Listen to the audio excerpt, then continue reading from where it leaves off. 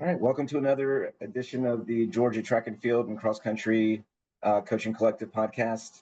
I'm Andy Christie from Mill Creek, joined by Chris Mayer of Athens Academy and Nick Koustelakis of Marietta.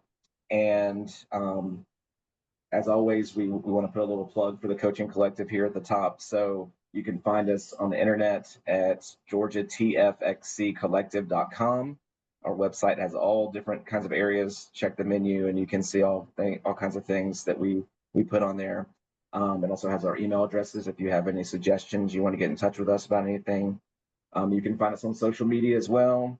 And we have a YouTube channel that's linked on our website with all the other podcasts we've done over the years. Some of them are put on or are on MileSplit, but then others are just on our YouTube channel.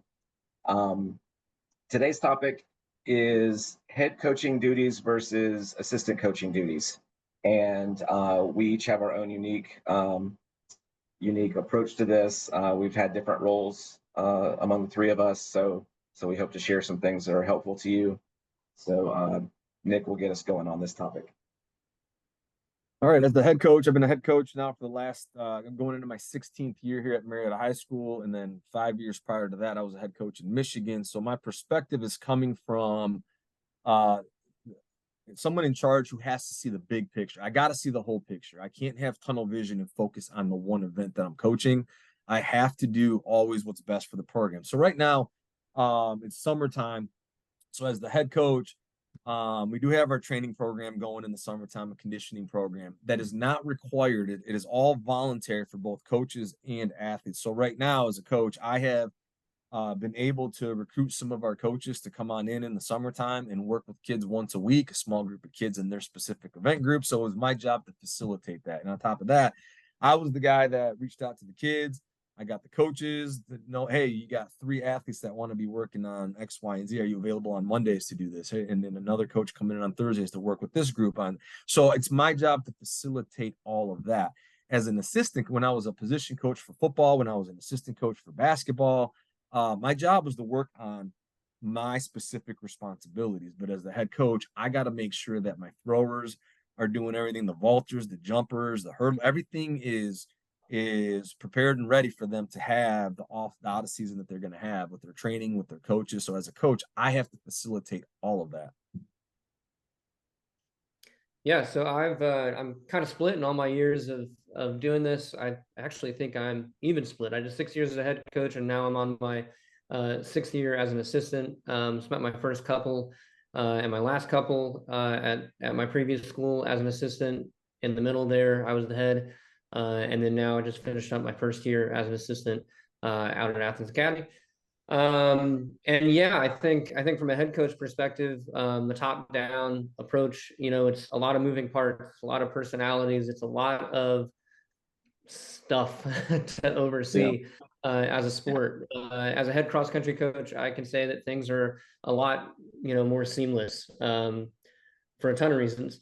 But as a head track coach, yeah, I think like you kind of touched on Nick, it's a lot to balance. As an assistant, I think same thing. I think I've always wanted to be a go-getter, a positive personality, willing to do what I'm asked to do as long as I feel like I've got the support, the backup from the head coach. And just kind of being a yes man in a lot of ways. My last couple of years as an assistant, I was, I can't say a co-head because I let go of so many responsibilities when I stepped back down, but I definitely was a sounding board for the person who took over. And especially in that first year, being able to give some perspective and some heads up and, knowledge of how I had been doing things, even if he was going to change them all and turn them totally on their head. It was just good to have somebody there that could kind of help take on some of that load. Because when I was a head coach, I was always searching for that person, I think. Sure. At Mill Creek, I have had a little bit of an interesting trajectory because I've been ahead. This next year will be my 26th year of being a head cross country coach. But then all those years I've been an assistant track coach. This year, I did take on a new role in our program. I'm still an assistant track coach, but they also gave me the title of director of operations. So I was working closely with the head track coaches, doing some things that they were tied up with, like with football in the fall. I would go ahead and try to take care of those as cross country was wrapping up or even finish, being done early November. So while I haven't had the head track coaching side of things, I have had the head cross country viewpoint, and now being kind of taking care of some of those things, taking some things off their plate. I see a different side of things, and so it's working closely with the head coaches, moving from a decision making point of view to a what can I do to help point of view. What do you need, what needs to be taken care of. And sometimes that's like Chris said, yes, man, or just, yeah, you need this done, I'm going to go take care of it. And sometimes, and this might be blending into other things we'll talk about in this episode, but other times it might be, if they ask me for my feedback, then, hey, here's what I think, whether it's, we need to keep doing the same thing or we do something different.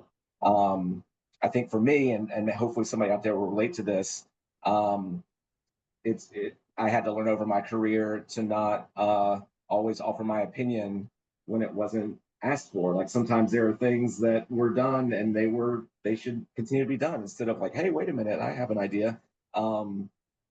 There's a joke about Dave Grohl. I'm a music fan, so I'm gonna throw this out there. He talks about what's the last thing the drummer said before he was kicked out of the band. Well, hey guys, I have an idea for a song.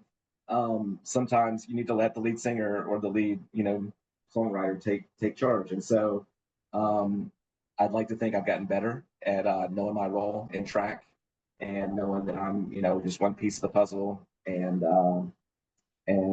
yeah, kind of staying in my lane. As the head coach, I've got to that point. I too also have to understand that I've got, I've surrounded myself with some amazing coaches. I'm very fortunate to have the support staff. The coaches that I'm able to work with on our track staff is amazing. So I lean on them quite a bit. However, there's a couple things I refuse to do. I will never do. As the head coach, it is my responsibility to deal with the irate parent. If you have an upset parent about something, I'm not going to throw one of my assistant coaches to the wolves and just like, you deal with it. That's your problem. That's your athlete. You caught. No, I am always front and center. I am the spokesperson of the program. Now, unless my athletic director, my principal say step aside, I'm the voice of the program. So the buck stops with me. I'm accountable for everything that happens. I am not going to throw a coach under the bus because we messed up. If we messed up, I'm going to be the one in front of that parent apologizing for how the program messed up. I'm going to let them know that we're going to do better. And then I'm going to take the ass chewing, excuse my language, and I'm going to take the chewing from the parent for the coach. And then we're going to address it. We're going to make sure that those types of situations don't repeat themselves, whatever it may be.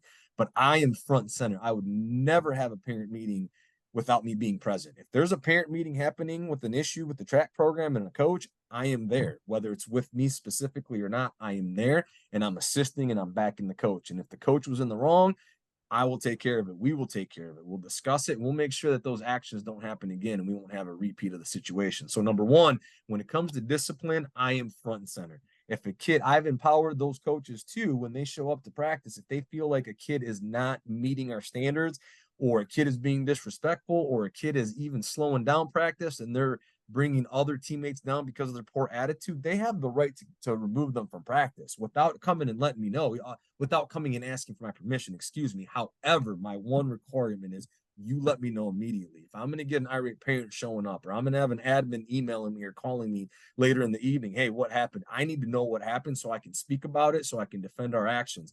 But I always empower the coaches to handle that type of stuff as they see fit. It's their groups. And I try not to micromanage. I do not tell coaches, you'll be doing this, this, and this, and this. Now, there's some stuff that we do coordinate as a staff, and there's some non-negotiables.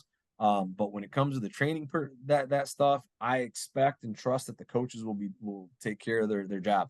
But when it comes to the discipline aspect of it, I'm not going to throw a coach under the bus. I will handle that 100%. We will be there together in that parent meeting, and I will not allow a coach to get bullied by an irate parent. If we need to bring in administration, then we will do that. But an assistant coach will never meet with a parent. And then the second thing too, when it comes to like practice itself, what I truly want is for our coaches to show up to practice 100% focused and excited to train their kids in their event. I don't want them to have to worry about the equipment, the uniforms. I don't. Now, there's specific times where as a staff, we're going to inventory, we're going to put back, we're going to clean up, we're going to do something, but that's going to be planned out in advance. I don't want a coach to show up and all of a sudden get blindsided. They have to go rake some pits. They have to go help clean out a garage. They have to go do something.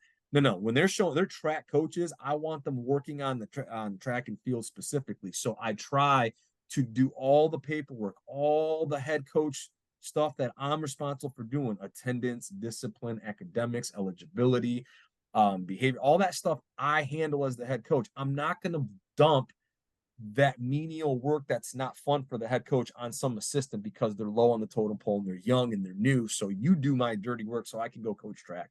That's not how that works. That's not how you develop coaches. Now, slowly, and I do have other head coaches from other sports on staff.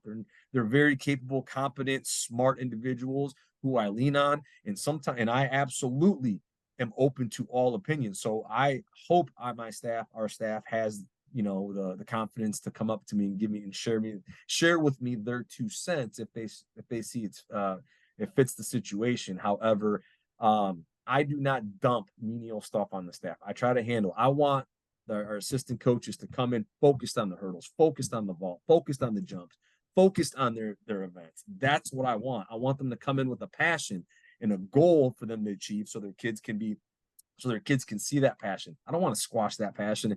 Hey, I need you to go collect all the cones and make sure that all the jerseys are out of the washer and make sure that like that stuff is not track and field related. That's the stuff that I'm doing behind the scenes during the school day. I've been awarded with a planning period to take care of all that during the school day. So I do that. I'm not going to dump it on some coach who's teaching a core class during the day and then afterwards coming and doing my tasks as a head coach. As the head coach, I try to take care of that type of stuff so the coaches can show up and coach. Now, to your point, though, you brought up a great point. A great coach, where do you need me? Where do I fit in? Where's the ball being dropped? Where can I help? Where do you need? Like, there's a lot of that at meets. When we host meets, the jobs are clearly laid out. You know what you're doing. Everybody knows, but there's going to be some times where there's a task that hey, I need you to go run over there and do this, and they do it, and they're on it quickly. So as a head coach, I'm always looking at big picture, but I'm really conscious about not loading up my coaches with menial tasks so they can't be coaches. Yeah, he just said a lot of really great stuff there. And way more passionately than this is a man that loves track and field and loves his team, folks. So what I'll try to harp on, as the head coach, what was hard for me, I was a pretty young dude. I was 24 years old when I got my first head track coaching job. And I will be first to admit that I was not ready for a lot that came my way. I had to kind of learn on the job. And what I learned very quickly is that the crap rolls downhill, and guess who's at the bottom of the hill? It doesn't matter, what situation has happened. At the end of the day, you are the face of that program, and the program is going to reflect you. So with that said, I think some of the things that you mentioned, Nick, like issues with parents or kids or what you name it. I think timing is everything. If you've got, an issue, severity of it, could play a huge role in how something's reported and where it gets reported. Assistant kicks a kid out from practice. Okay, that's end of practice. Come and talk to, make sure you find your head coach. Tell them what happened. Make it clear. Don't lie about it. don't leave details out, because if that phone call comes or email comes, as soon as your coach, gets back to his desk or in his car and checks his email and bam, there it is. You want them to be able to speak clearly and on your behalf. If it's an action item that needs to go straight to an AD or another administrative position quickly, as the head coach, make sure they know, because the same thing, if you've got a real serious thing and you don't want to try to keep it hush hush and squash it. I don't know. You want to make sure they know, hey, like, we're addressing this. We're going to try to handle it, but just be aware. I'm not going to rattle off some of we've all dealt with probably some pretty terrible and difficult things to deal with when you're dealing with young people and passion, and parents, their kid is their world, and we all want the best for them, of course, but emotions run high, especially towards the end of the season. What else? Yeah, the medial tasks thing. Speaking on as maybe a head and an assistant, like I mentioned, as an assistant, I tried to be a yes man, and I use that kind of lightly. You don't want to, not stereotypical yes man, but very much like go getter. I'll never complain about driving a bus. I won't complain if you assign me a field event. I don't know, whatever. But know your boundaries a little, or set up some boundaries. If you realize that you are that person that's always getting those menial tasks, don't be afraid to have that conversation with your head coach and let them know how you're feeling. I'm very fortunate that I've worked under head coaches that I feel like have really given me a lot of respect, and I've given that respect and gotten in return. So I've definitely heard of some other really toxic assistant to head coach relationships, which I don't know how I would handle them. I mean, I got friends that have dealt with some really bad stuff. And as a head coach, what I had, and maybe this is small school perspective, maybe this is the same as the big, big school perspective too, Nick, if that's a fair way to put it. I had a really hard time delegating because, it's easy because the buck stops with you. The laundry list of things that you're responsible for can become too much. Especially the stuff that's behind the scenes and the hours in the day, they just aren't there sometimes. I did a poor job identifying who were my yes people, who were my people who maybe had a little more time in the day to again, run a bus down the hill, run 2 buses down the hill because we've got to meet today. Who's willing to take on a field event or an exchange zone? Who's willing to make sure that the check gets handed to the, Sure. where it's supposed to go when you get to the just little things that were very easy to forget for me as a head coach. Hey, does everybody have a roll of tape in their backpack? Does everybody have a baton? Did we bring a handful of extra jerseys? So delegating some silly little tasks like, okay, hey, so this meet, I'm going to give you 5 jerseys. Just make sure that you're walking around them. Hey, everybody got a baton. Everybody's got a roll of tape. Just so in those moments where, we're maybe preventing a kid from having a successful day because they're panicked because they don't have a baton, silly stuff like that. Like identify those other coaches that can really help in the silly things that you make sure that when it comes down to those critical moments, you're not going to be hung up on a silly mistake that you should have seen coming. And y'all shouldn't be in that situation. Yep. So many good things y'all touched on. First of all, the idea of having a plan with who's going to do what ahead of time. Nick, you mentioned this, and as a head cross country coach, I try to do that. And like you mentioned, Nick, there's going to be things sometimes. Oh, this came up. Can you go take care of that, please? And that's that's fine. That's a different kind of situation. But when possible, planning ahead.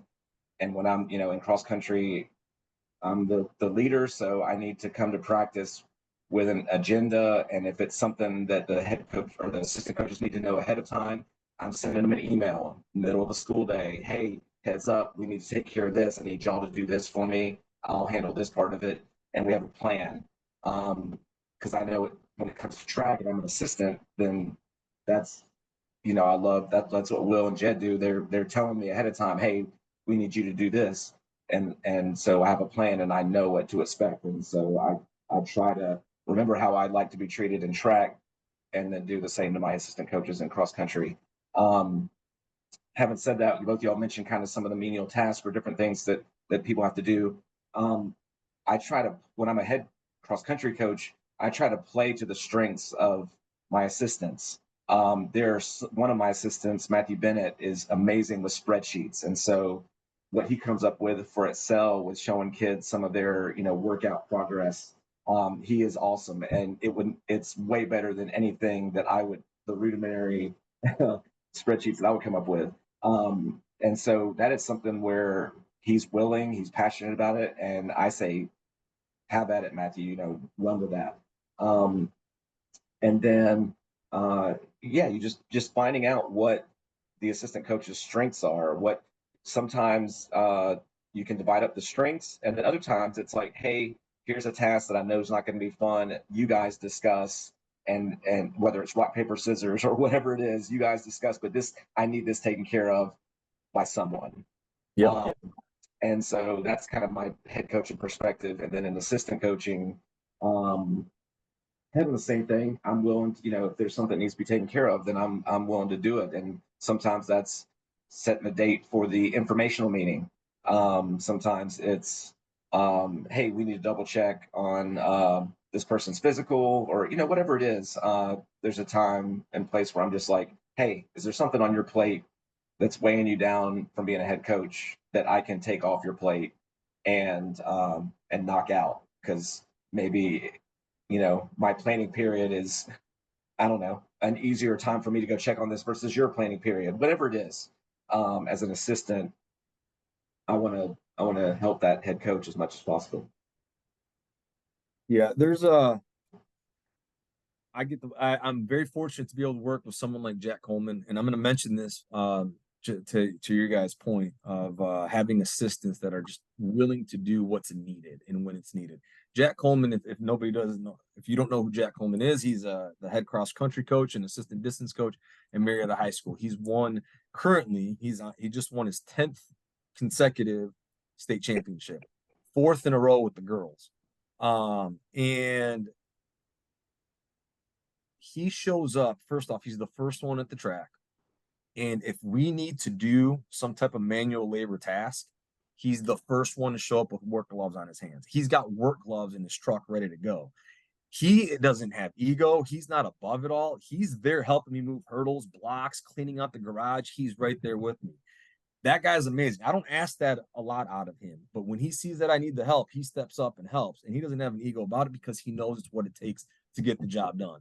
So if you can surround yourself with people that are just willing to help and to get the job done, that's amazing. If you have people, and this is the segue to my next point, as the head coach, the standard of your program is only going to be as high as you hold it.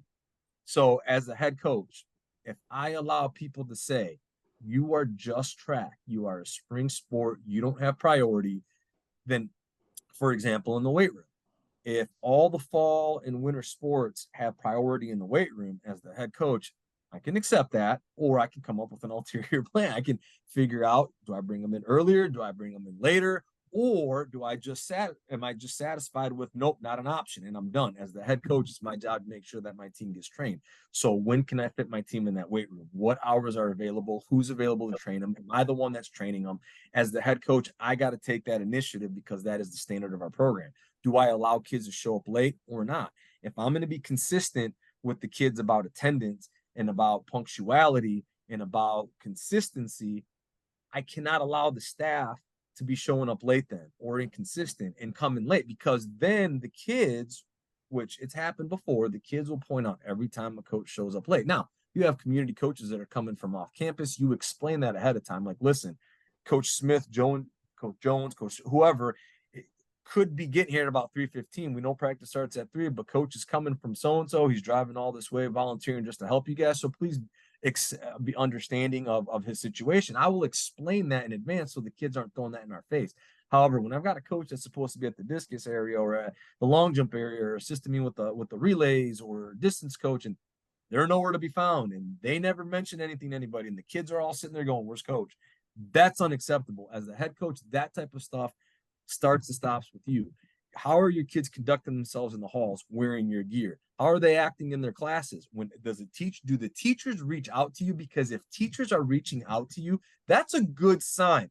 That means they know that you will assist. That means that they know that you are supportive of that kid, and you are going to address it and help them. I once worked with a coach in another sport that said, "Why are you calling me about it? I don't call you when your kids are struggling in math," which I was floored. As coaches, as a head coach, you're a role model, you're a mentor, you're supposed to be, you set the standard. So as the head coach, it's hard dealing with those every single day, letting a kid know, hey, you're not meeting the standard. You got to pick it up. You're better than that. There's different approaches. You can be positive all the time about it and still hold people to. Sometimes you do need to get stern with kids. Sometimes you just feel more comfortable being stern all the time, and that's who you are. If that's who you are, then that's who you are. Just make sure you show those kids a little bit of love. Make sure they understand through that rough demeanor of yours that you're doing it because you care, and it works. You can still be tough as long as you show the kids that you care. So as the head coach, I've got a lot I got to juggle. I got to juggle my coaches' needs and wants and what their necessities. But sometimes that might not match the budget. It may not match what I have in mind for the team. So I'm going to have to be the one that explains that to the coaches, into the kids, into the parents. So as the head coach, you have to maintain a standard. It's right now we're out of season. It's summertime. However, the way I hold my kids accountable, I take attendance every day. They see the attendance, and then I reward them with like, "Hey, you made X, Y, and Z. You made the backpack club because you made it to 20 out of season workouts," and that type of stuff. I try to promote. So I try to hold them accountable that way. But as the head coach, those things happen because you're the one that's initiating it. As a head coach, you're the one that has to make that stuff happen. You can't say, my coaches don't do anything. You have to be the one that you have to be the generator, the energy producer. You have to be the one keeping it going for your program. Yeah, I will be a little more. I'll definitely be brief on this one, but accountability, I mean, is, showing up is underrated in 2024 for whatever reason. At least the connection, the understanding of how just showing up creates results. Whether your role is as a coach or your role as the athlete here, just show up. I'm glad you mentioned the community coach thing, and yeah, there's certainly been situations in the past where, listen, the hardest thing in the world, at least in this world, is to be a community coach. Like in the track and field world, it's so hard to juggle your full-time job with something that's a passion project of yours, especially when practice starts at 3 o'clock, right? It is hard. It is hard to actually be there 2 times a week.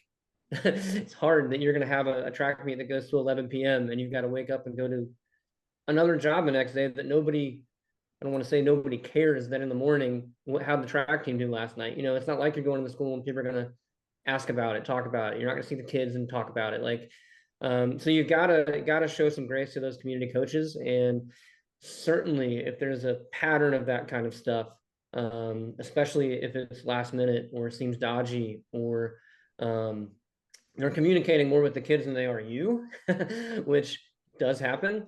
And I've had some folks that numerous times they'd be like, "Oh, they're not coming today. They texted us or whatever. They gave us the workout," and that's not acceptable when it happens the third or fourth time. It's like, yeah, we can't have this. We're relying on you. You are, even while the pay is minuscule for a community coach, we are paying you for this, and you want to be here, right? So you want to be a part of this. Coaching your coaches, reminding them, hey, this is important to you too, right? And the kids' incentives for sure. I think having those, whatever your culture is going to be, as much as you can make it in black and white, culture's got to be something that's just felt, right? But it's also got to be set up with some fences, a playing field. How do we measure success here? And having rewards for that, even if it's, if you don't have a way to, give a kid a backpack or an extra t-shirt, do they want to try a different event some week? Give them that spot. Do they want to be a part of a relay? Give them a shot in a weekday meet. Give them, yeah, find out what motivates your kids, and do little extra things. My previous head coach, never thought about, I mean, you motivate kids to their stomach, right? Big performances, got Chick-fil-A the next day. 4 or 5 kids would earn Chick-fil-A, and it worked so well. By midpoint of the season, every kid was ready to rock and roll at the next meet because they wanted to earn Chick-fil-A. So yeah, love all that stuff. Again, y'all are saying some awesome stuff that's making me think of so much, but I'll try to quickly say the same things, Chris, that you just said motivate the kids, motivate the coaches sometimes. I mean, as an assistant coach in track, I love when we get the swag. You know, the coach orders come in with the team, you know, logo on it, whatever. And so in cross country, I'm trying to do the same thing, provide them with some cool spirit wear and a backpack, you know, whatever the budget, you know, allows for that year, and they get excited about that. Um, I'm I'm asking them their opinions about what are the things that are going to motivate the kids, like the backpacks or the, you know, whatever it is that we're offering for you know, certain incentives. Um, you know, I think it's interesting because my first 8 years of my career, I didn't have any assistants pretty much for cross country. There were a couple years where I had a part-time community coach right at the tail end of my tenure at Tequila. So when I got to Mill Creek, and all of a sudden they had a built-in assistant coach, I was just felt like I was spoiled. I was like, what in the world? This is awesome. Like having somebody here in the building, you know, that's full time. And it took some getting used to. So y'all, Chris, I think maybe it was you talking about delegating. I had to learn that over the years because I was so used to doing it all myself for the start of my career.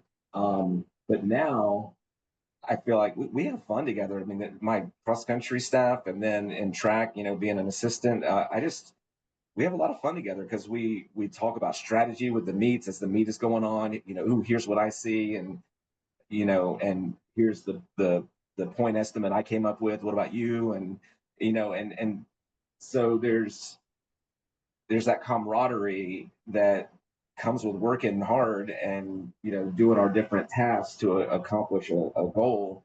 And this is kind of touching on the previous podcast we recorded, but you want to help out your staffing issues, treat your assistants well, and they're going to be the best PR for that program that you can have. I mean, somebody's like, hey, I'm thinking about, you know, I wouldn't mind coaching track. You know, what's it like? Oh, it's great. Here's what they'll, you know, whatever you do to take care of your assistants, how you run your program, the attitude you have at practice, the joking around and the camaraderie, that sets the tone, like we've said, in a different way, and is going to make people want to work as a member of your staff. That's going to Yeah. be the best recruitment you can get. Building your staff, building the culture of your staff is incredibly important. If you have a good, well-oiled, in sync group of adults working with those kids, you will see the results on the track. The kids see that and they take it in because they know that what they're getting, those adults believe in everything that they're saying to those kids because everybody's happy. Everybody is moving in unison in the same direction. So building your staff is important. I try to do that with some other key points I missed, like when we're putting together the schedule, I absolutely take the assistants coaches input in when we're putting something on paper or when I'm registering for a meet. I'm going to ask my coaches, hey, do you feel like this is a good meet for our kids, or do you feel like we have a better option? I want, you know, there's one year where finally it occurred to me why we kept going to this particular meet. And when I kept asking my coaches, why, you're like, I'm not seeing the benefit. I think this meet's kind of regressed a little bit.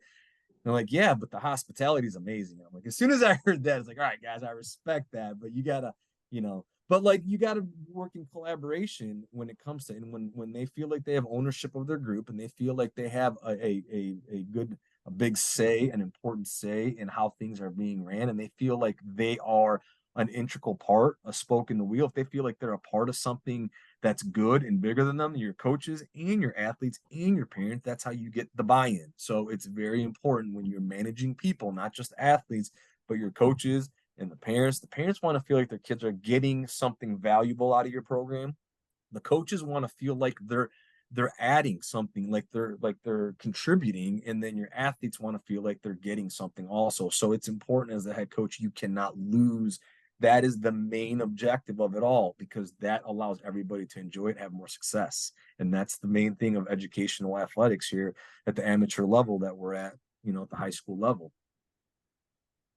I think it's the same idea that we're trying to do with this collective. You know, we're talking, trying to initiate a conversation amongst coaches about their ideas so that we can see things from a different perspective. And the same thing applies to head coaches and assistant coaches. As a head coach, I want to ask my assistants, hey, what do you think about this idea? What do you think about this meet? Like you mentioned, what do you think about, I don't know, this initiative I'm going to start up?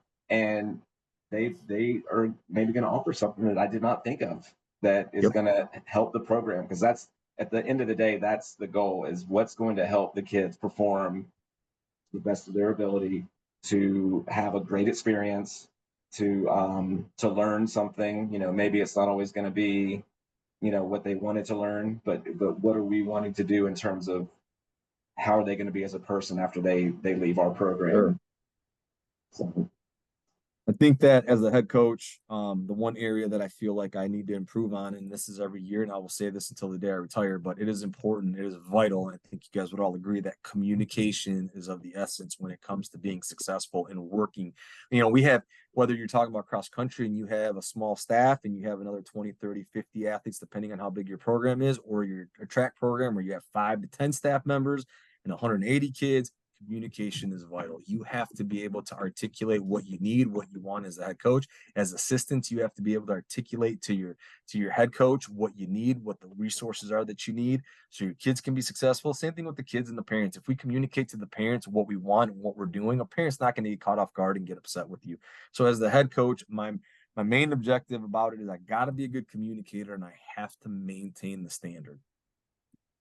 100%. Yeah. So I would say that that's way up there. I mean, it's hard to choose what's a top 3 type of item, as a head coach, but without communicating what does the season look like? What does this week look like? What does our plan for the state meet look like? What are our goals? What are our standards? And there are so many ways to, what are our celebrations? So many ways to communicate in 2024, obviously you've got to be a little bit rah-rah face to face to start off practice and celebrate the kids the next day after a big meet. You got to send out, a weekly email or maybe a newsletter wrap up. You've got to do the social media post. There's a lot to kind of do in the realm of communication to heighten the success of your program. Yeah, and as we wrap up here, that goes back to the idea of who on your staff is good at social media, for example. I know some head coaches that want to handle that because they just feel better doing that, but other head coaches who are feel fine passing that off to an assistant who has that as a strength, or maybe there's I don't know, there's certain booster club officers who can get out information to the parents in a certain way versus the coach. Obviously it's all overseen by the coach, but the point is what's the best way to facilitate information getting out to who it needs to get out to, whether it's the remind group that the event coaches have for their groups versus the head coach who has one that the whole team needs to see. But yeah, communication and like Chris said, there's no shortage of it. And you're always going to get that kid or two that, oh, I didn't know we were doing that, but vast majority of them will know. And as long as you communicate it to the assistant coaches, then they can be on the same page too, and it's a unified front. All right, well, I think we're out of time for this episode, but thank you again, coaches. We love this stuff. Viewers, hopefully you can tell we're passionate about these topics, which is why we're sharing this with you and hoping that it helps other coaches out. We'd love again to hear feedback. So if there's a certain topic you'd like us to touch on, we'd love to do that. Feel free to reach out to us through email. You can find it on the website, georgiatfxccollective.com, or social media. And we'll see you next time.